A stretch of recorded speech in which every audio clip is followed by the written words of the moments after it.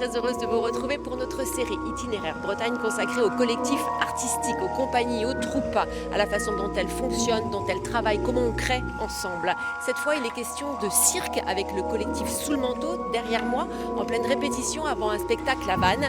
Mais nous ouvrons ce numéro avec le cirque Galapia qui a installé son chapiteau à Lannion, dans les Côtes-d'Armor.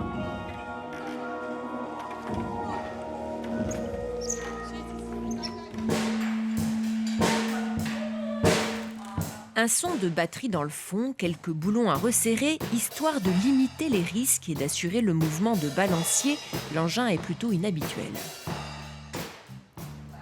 Depuis quelques semaines, la Graye et le chapiteau autour ont intégré le paysage des quartiers Arcenté et Les Fontaines à Lannion. 12 artistes et techniciens membres du cirque Galapia de Langueux se sont donnés pour mission d'ouvrir la piste aux habitants, d'organiser des ateliers à partir de cette drôle de machine, la roue de la mort.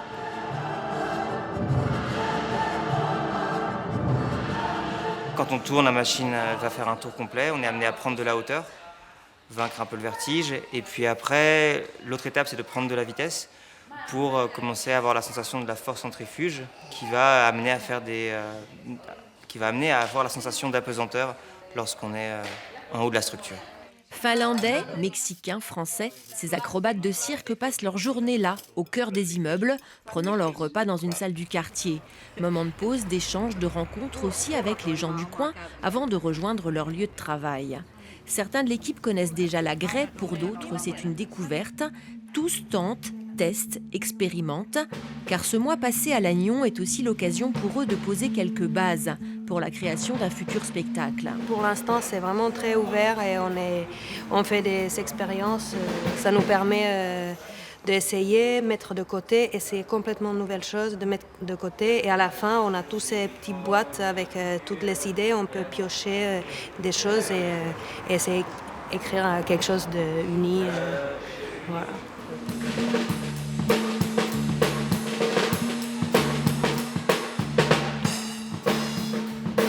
Pour Élise, tout est encore à écrire et à construire. Elle imagine déjà 2 spectacles très différents autour de la roue, l'un sur terre et l'autre sur la grève à marée basse avant que la mer ne remonte.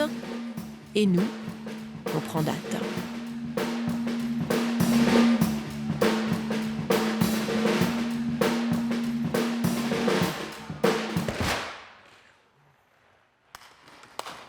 Nous sommes maintenant au théâtre Anne de Bretagne à Vannes en compagnie de Valia Beauvieux du collectif Sous le manteau, un collectif circassien européen mais basé à Rennes. Alors Valia, vous faites du machinois, alors c'est quoi cette discipline ?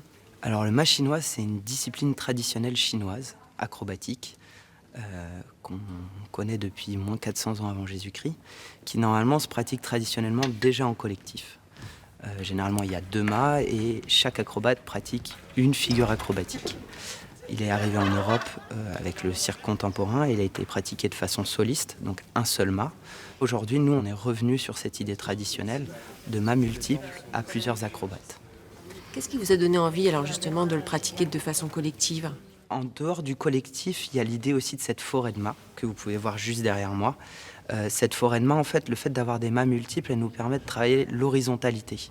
Généralement, on est coincé par la verticalité, aussi du fait de la gravité. Le fait d'avoir des mâts multiples, ça nous permet aussi de se déplacer autrement. L'idée du grand collectif aussi, c'était l'idée de créer un nouveau langage, le langage de jonglage humain, c'est-à-dire qu'on peut se déplacer ensemble avec un certain forme de code et de croisement et trouver des combinaisons acrobatiques ensemble.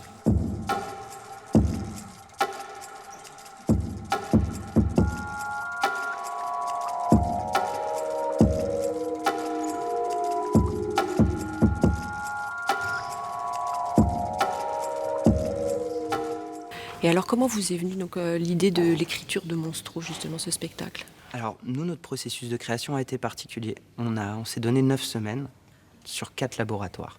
Ces 4 laboratoires, on a commencé à développer des choses, on a écrit, on a fait une présentation à chaque fois et on a recommencé à chaque fois. Arrivé à la fin de ces 9 semaines-là, on avait toute une grande valise de matériel et d'idées, de choses qui s'étaient développées.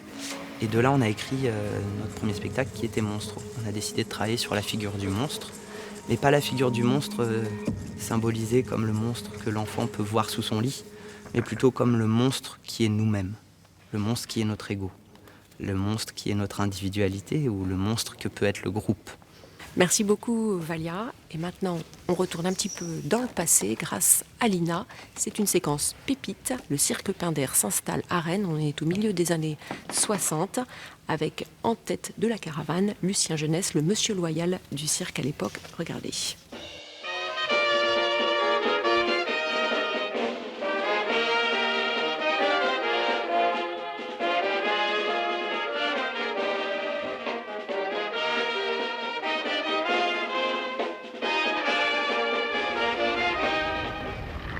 Lucien Jeunesse, juste le temps d'un feu rouge, oui. C'est votre arrivée en Bretagne. Et oui, c'est mon arrivée en Bretagne et je me réjouis de passer quelques semaines chez vous. Combien? Eh bien, 3 semaines environ. On m'a remis tout à l'heure une photographie, je voudrais bien que vous la dédicassiez pour tous nos téléspectateurs de Bretagne. C'est possible ça? Je vais vous la repasser Attention, un peu. Les enfants, une petite seconde, priorité à la télévision régionale. Après, attendez, une petite seconde de silence. Alors pour la télévision? S'il vous plaît, oui, pour tous les téléspectateurs bretons. Pour tous les téléspectateurs bretons.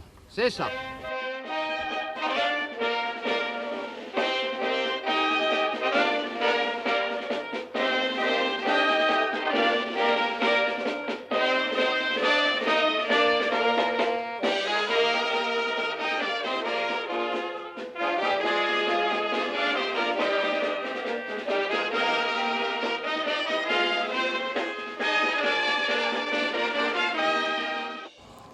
Il est temps de nous séparer. Et si un petit tour de Machinois vous tente encore, vous pouvez retrouver ce numéro sur le site de France 3 Bretagne.